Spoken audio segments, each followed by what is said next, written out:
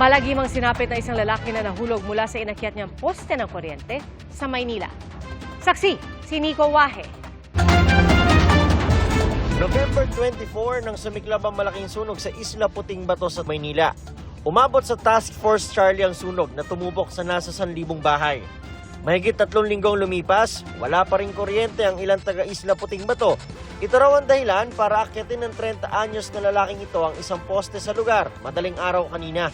Naisipan nitong pumanik o kung ano man yung kanyang gagawin dun sa at hinihinala po natin na siya ay mayroong balak magka-jumper ng kuryente, magnakaw ng kuryente. No?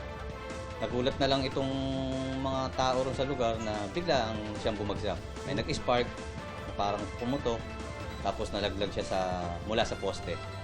Dead on arrival sa ospital ang lalaki. Paso sa dibdib, sugat sa binti at ulo ang tinamo ng lalaki.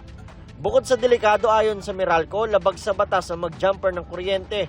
Huwag na po natin gawin yan kasi either mahuli tayo ng alagad ng batas o masaktan tayo, mahulog tayo kung mataas yung tinatapan natin. Maaari rin daw itong pagmula ng sunog. Sinusubukan pa namin kunan ng pahayag ang pamilya ng nasawi. Para sa GMA Integrated News, Nico Wahe, ang inyong saksi.